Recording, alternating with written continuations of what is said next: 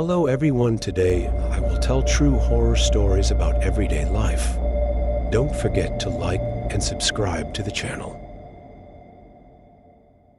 It was late October, just before Halloween, when my friends and I decided to go on one last camping trip before winter set in.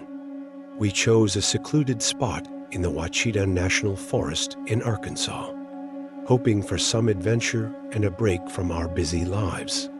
We were an adventurous group, always looking for the thrill of the unknown.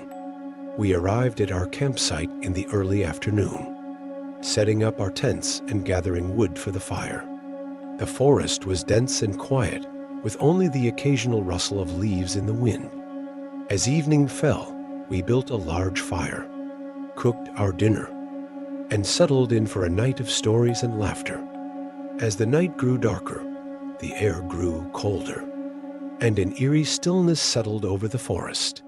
We were in the middle of telling ghost stories when we heard a distant haunting wail.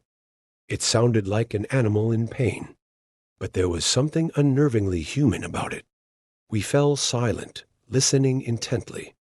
The wail came again, closer this time, sending chills down my spine. My friend Mark, always the brave one, suggested we check it out. Reluctantly, we grabbed our flashlights and headed in the direction of the sound, leaving the safety of our campfire behind.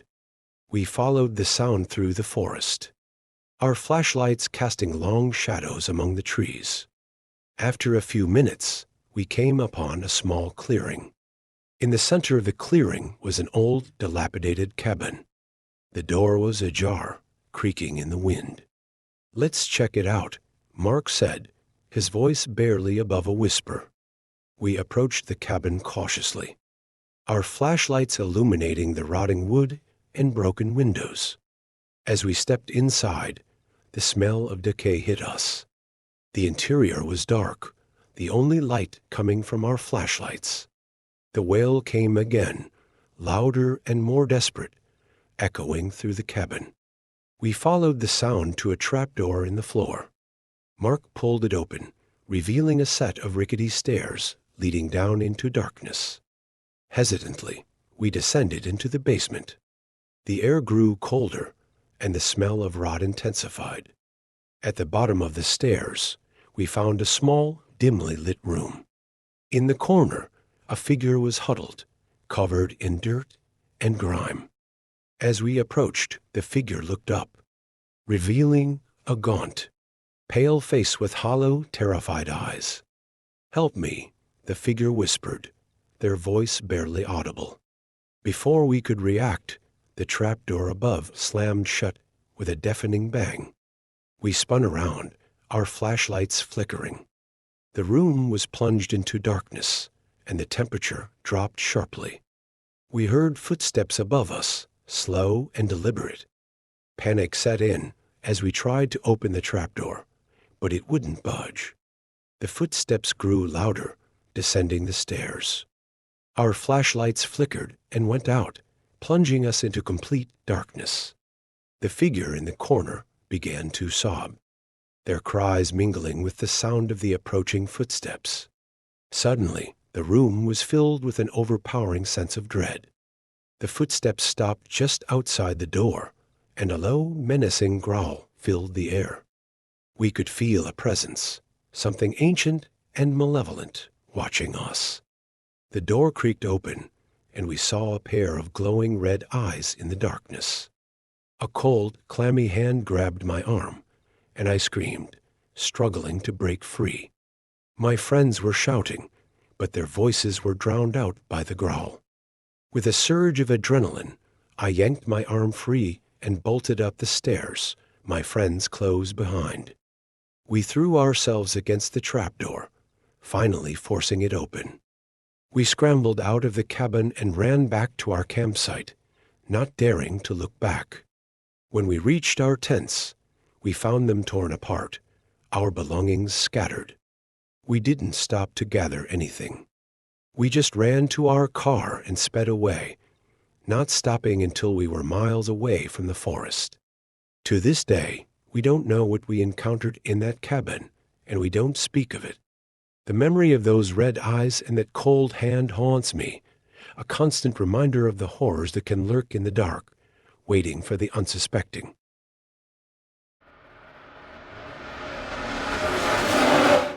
A few summers ago, my friends and I decided to go on a camping trip to the Black Hills in South Dakota. The area was known for its beauty and serenity, and we were excited to spend a few days away from the hustle and bustle of city life. Little did we know, our trip would end in a nightmare. We arrived at our campsite in the late afternoon and quickly set up our tents. The spot we chose was isolated, surrounded by dense forest, with a small stream nearby. We spent the evening around the campfire, telling stories and roasting marshmallows. As the night grew darker, the forest seemed to close in around us. But we shrugged it off as our imaginations playing tricks on us. Around midnight, we decided to turn in. I was sharing a tent with my friend Jack, while the others were in their own tents nearby. I fell asleep quickly, exhausted from the day's activities.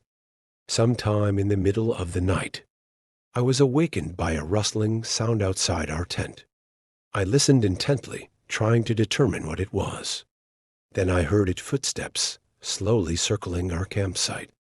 I nudged Jack awake and whispered to him about the noise. We both strained our ears, hearts pounding in our chests. The footsteps stopped right outside our tent, and we could hear heavy breathing. Jack grabbed a flashlight and slowly unzipped the tent flap.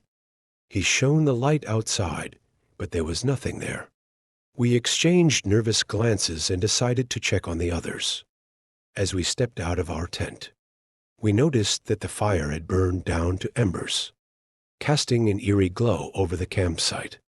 We walked over to our friends' tents, calling out their names, but there was no response. Panic set in as we realized their tents were empty. Suddenly, a blood-curdling scream pierced the night air. It was coming from the direction of the stream. We ran towards the sound, our flashlights bouncing wildly in the darkness. When we reached the stream, we were met with a horrifying sight. One of our friends, Sarah, was lying on the ground, covered in blood, her eyes wide with terror. Jack knelt beside her, checking for a pulse, but it was too late. She was gone. We looked around frantically, but there was no sign of anyone else. The footsteps started again, this time closer. We could hear them moving through the trees, circling us. In a state of sheer panic, we ran back to the campsite, only to find it in disarray. Our tents were slashed open, our belongings scattered. We grabbed what we could and fled into the woods, desperate to find help. The footsteps followed us, never far behind. We stumbled through the forest, branches scratching at our faces and arms. After what felt like hours, we emerged onto a dirt road. In the distance, we saw headlights approaching. We waved our arms and shouted, hoping for rescue. The car screeched to a halt, and a man jumped out, asking what had happened. We told him everything, and he quickly ushered us into the car, promising to take us to the nearest ranger station. As we drove away, I looked back at the forest, wondering what had become of our other friends. When we reached the ranger station, we were met with skeptical looks. The rangers launched a search party, but they never found any trace of our friends or the person who had stalked us. The only evidence was Sarah's body, and to this day, no one knows who or what was responsible. That trip to the Black Hills changed me forever. I'll never forget the terror we felt, the sound of those relentless footsteps, and the sight of Sarah's lifeless eyes staring up at the night sky. I haven't been camping since, and I doubt I ever will again.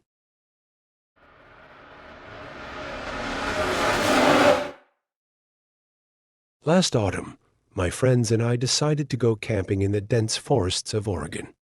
We had chosen a spot deep in the woods, far from any established campgrounds, aiming for an authentic, wilderness experience. It was supposed to be a weekend of relaxation and bonding, but it turned into something far more sinister. The first day was perfect. We hiked, set up our tents, and enjoyed a hearty meal by the campfire. As night fell, we sat around the fire, telling stories and roasting marshmallows. The forest was eerily silent, but we didn't think much of it at the time. Around midnight, we decided to head to our tents. The night was pitch black, with only the occasional rustle of leaves breaking the silence. I crawled into my sleeping bag, feeling a sense of peace wash over me as I drifted off to sleep. Sometime in the middle of the night, I was awakened by a loud snapping sound, like a branch breaking underfoot. My eyes shot open, and I listened intently. There it was again, another snap, closer this time. I could hear my friends stirring in their tents, whispering questions to each other. I reached for my flashlight and shone it through the tent's thin fabric. Outside, the beam of light revealed nothing but trees and shadows. I tried to convince myself it was just an animal, maybe a deer or a raccoon. But then I heard a low, whispering voice. "Help me." The voice was faint, almost a whimper, but it sent a chill down my spine. I unzipped my tent and peeked outside. In the dim light of the waning campfire, I saw a figure standing just beyond the circle of light. It was a woman, her clothes tattered and dirty, her face pale and gaunt. She looked at me with wide, desperate eyes. "Please, help me," she repeated, her voice trembling. I hesitated, unsure if I should approach her or wake my friends. Before I could decide, she turned and walked into the woods, her movements slow and deliberate. I called out to her, but she didn't respond. My friends emerged from their tents, flashlights in hand, and we quickly decided to follow her, hoping to offer assistance. We followed the woman's path, our flashlights cutting through the darkness. She stayed just ahead of us, moving deeper into the forest. After what felt like hours, we came upon a small clearing. The woman was nowhere to be seen, but in the center of the clearing, we found a dilapidated old cabin. The door of the cabin creaked open, and we hesitated, feeling a sense of dread. One of my friends suggested we turn back, but curiosity got the better of us. We stepped inside, our flashlights revealing a scene of decay and abandonment. The air was thick with the smell of rot. Suddenly, the door slammed shut behind us. We spun around, but there was no one there. Panic set in as we tried to open the door, but it wouldn't budge. Then we heard a faint whispering coming from all around us. "Help me," the voice echoed, growing louder and more frantic. We shone our flashlights around the room, but there was no one there. The whispers grew into anguished cries, filling the air with a sense of overwhelming sorrow. We pounded on the door, desperate to escape, and finally it gave way. We ran back to our campsite, our hearts pounding in our chests. We packed up our gear in record time and left, not looking back. When we reported the incident to the local ranger station the next day, the ranger listened with a grave expression. He told us that years ago, a woman had gone missing in those woods. Despite extensive searches, her body was never found. Some say her spirit still roams the forest, seeking help that never comes. That night in the Oregon woods taught me to respect the unknown. The wilderness holds many secrets, and not all of them are meant to be discovered. I've always loved camping, the tranquility of the wilderness, the crackling campfires and the starlit skies. But one trip changed the way I see the great outdoors forever. It was the summer of 2019, and my friends and I decided to camp in a remote part of the Appalachian Mountains. We packed our gear, and after a long drive and a few hours of hiking, We found a perfect spot near a babbling brook. We set up our tents, gathered wood for a fire, and settled in for the night. As darkness fell, the forest around us came alive with the sounds of nocturnal creatures. We chatted, laughed, and told ghost stories around the fire, the flickering flames casting eerie shadows on the trees. Around midnight, we decided to call it a night and retreated to our tents. I lay in my sleeping bag, listening to the rustling leaves and the distant hoots of owls, slowly drifting into sleep. Suddenly, I was jolted awake by a strange sound, a low, guttural growl, followed by a rustling noise close to our campsite. My heart pounded in my chest as I strained to listen. Was it a bear? Mountain lions were rare in this area, but not unheard of. The growling grew louder, and then I heard heavy footsteps circling our tents. I reached for my flashlight, my hands trembling. I unzipped my tent just enough to peek outside. The fire had died down to embers, casting a faint glow around the campsite. I saw nothing at first, but then I caught a glimpse of movement. Something large and shadowy, moving just beyond the trees. I quickly zipped up my tent and whispered to my friends, but they were fast asleep. I felt a chill run down my spine as the footsteps approached again. This time, they stopped right outside my tent. I held my breath, praying it would go away. The growling was so close now that I could feel the vibrations through the ground. Then, in the dim light of my flashlight, I saw a clawed hand slowly reaching for the zipper of my tent. I froze, unable to move or make a sound. The hand paused, then slowly retreated. The growling ceased, and after what felt like an eternity, the footsteps moved away, fading into the forest. I stayed awake the rest of the night, clutching my flashlight, waiting for the dawn. When the first light of morning broke, I woke my friends and we cautiously emerged from our tents. There were no signs of any large animals, but we found strange, deep claw marks on the trees surrounding our campsite. We packed up and left as quickly as we could. To this day, I don't know what creature visited our campsite that night, and I'm not sure I want to know. The mountains may be beautiful, but they hold secrets that are better left undisturbed. Just last month, a couple of my friends and I decided to escape the summer heat by heading up to a remote cabin in the mountains for a weekend of camping. We had heard it was a beautiful, isolated spot perfect for getting away from the hustle and bustle of the city. Little did we know our peaceful retreat would turn into a nightmare. We arrived at the cabin late in the afternoon.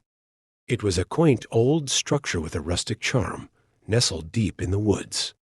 We spent the first evening exploring the surrounding area and setting up our campsite a short distance from the cabin. As night fell, we gathered around a fire, roasting marshmallows and telling stories. Around midnight, we decided to call it a night. As we headed to our tents, we heard a strange noise coming from the direction of the cabin. It sounded like someone was inside, shuffling around. We knew we were the only ones there, so we grabbed our flashlights and cautiously approached the cabin. The door was slightly ajar. We called out, but there was no response. Slowly, we pushed the door open and stepped inside. The interior was dimly lit by the moonlight filtering through the windows. Everything seemed in order, but the air was thick with an uneasy feeling. We searched the cabin, but found nothing unusual. We returned to our campsite, trying to shake off the unsettling feeling. We managed to fall asleep, but around a.m., I woke up to the sound of someone humming a tune. It was coming from the direction of the cabin. I listened closely, trying to make out the melody. It was a haunting, old lullaby that sent chills down my spine. I nudged my friend awake, and we decided to check it out again. As we approached the cabin, the humming grew louder. But as soon as we reached the door, it stopped abruptly. We hesitated, then pushed the door open once more. The cabin was empty, just as before. We checked every corner, but there was no sign of anyone. We went back to our tents, thoroughly spooked. The rest of the night was uneventful, but we couldn't shake the eerie feeling. The next morning, we decided to cut our trip short and pack up. As we were loading our gear into the car, I noticed something odd on the cabin's front porch, a small, old-fashioned music box that we hadn't seen before. Curiosity got the better of me, and I picked it up. The moment I wound it, the same haunting lullaby started playing. My friends and I exchanged uneasy glances. We quickly put the music box down and drove away, leaving the cabin and its mysteries behind. We later found out from a local that the cabin had a dark history. Decades ago, it belonged to a family whose young daughter went missing in the woods. She was never found, and the family left the cabin, abandoning it. Ever since, strange occurrences had been reported by those who ventured near it. We haven't returned to that cabin since, and every time I hear a lullaby, it sends shivers down my spine. Some places are best left undisturbed, and the cabin in the mountains is one of them.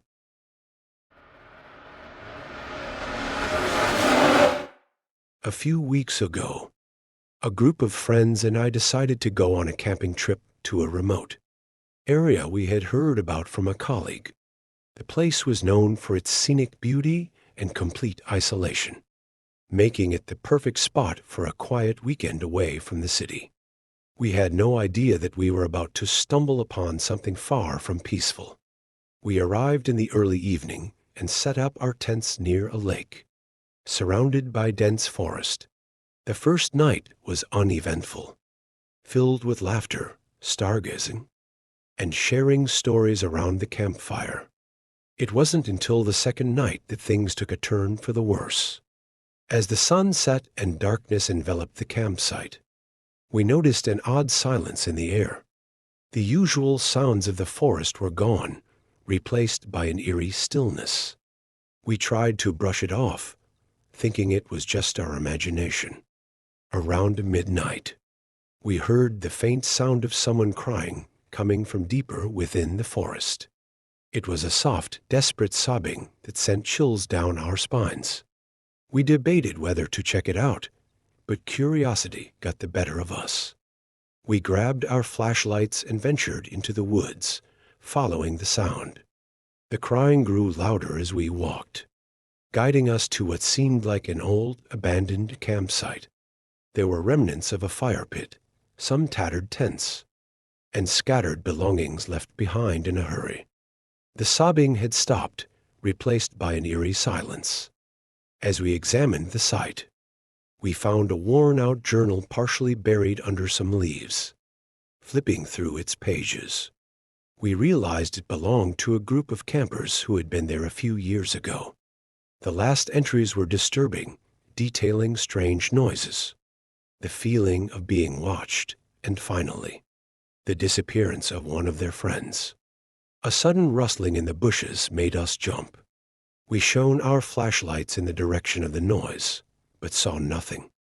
The air felt colder, and an overwhelming sense of dread washed over us. We decided it was best to head back to our campsite.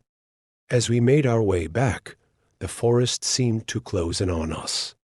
The trees cast long, menacing shadows, and every sound felt amplified. We finally reached our tents and huddled together, too frightened to sleep. Throughout the night, we heard footsteps circling our camp, but no one dared to look outside. At dawn, we packed up as quickly as we could and left the area. The memory of that abandoned campsite and the chilling cries still haunt us. We later learned from a local ranger that the area had been closed off due to several unexplained disappearances. It seems we had stumbled upon the remnants of one such tragic event. To this day, I can't forget the feeling of being watched and the haunting cries in the night. Some places hold memories of past horrors, and it's best to leave them undisturbed. I've always been an avid camper, enjoying the peace and quiet of nature. Last October, my friends and I decided to camp in a remote part of the forest. We'd never visited before. It was supposed to be a fun getaway, but it quickly turned into a night I'll never forget. We arrived at the campsite around late afternoon, set up our tents, and built a campfire. As dusk fell, we shared stories and laughed, completely oblivious to the eerie silence that settled over the woods. By midnight, the fire had dwindled, and one by one, my friends retreated to their tents. I stayed up a bit longer, mesmerized by the flickering embers and the dense darkness beyond. Suddenly, I heard rustling in the bushes. At first, I thought it was just an animal, but the rustling grew louder and closer. I grabbed my flashlight and shone it toward the noise, but saw nothing. The sound stopped, and I laughed at myself for being so jumpy. I decided it was time to sleep and crawled into my tent. Just as I was drifting off, I heard the rustling again, this time accompanied by what sounded like whispers. I held my breath, listening intently. The whispers grew louder, and I could make out voices, but not what they were saying. It was as if multiple people were speaking in hushed tones right outside my tent. Terrified, I unzipped the tent and peeked out. The campfire had almost completely died, casting eerie shadows on the trees. I saw nothing but the dark, dense forest. The whispers stopped, replaced by an unsettling silence. I crawled back into my sleeping bag, trying to convince myself it was just my imagination. As I lay there, I felt a cold breeze sweep through the tent, even though it had been a warm night. I shivered and pulled my sleeping bag tighter around me. Then I heard footsteps, slow, deliberate steps, coming closer to my tent. My heart pounded in my chest as I struggled to remain calm. The footsteps stopped right outside my tent, and I saw a shadow through the thin fabric. "Who's there?" I called out, trying to keep my voice steady. There was no response, just an oppressive silence. The shadow didn't move. It felt like hours, but it was probably only a few minutes before the shadow finally disappeared and the footsteps receded into the woods. I didn't sleep at all that night. When dawn finally broke, I woke my friends and told them what happened. They brushed it off, saying I must have been dreaming or heard an animal. But I knew what I heard and saw. As we packed up, I couldn't shake the feeling that we were being watched. We left the campsite and never went back. To this day, I don't know who or what was out there that night, but I'll never camp in those woods again.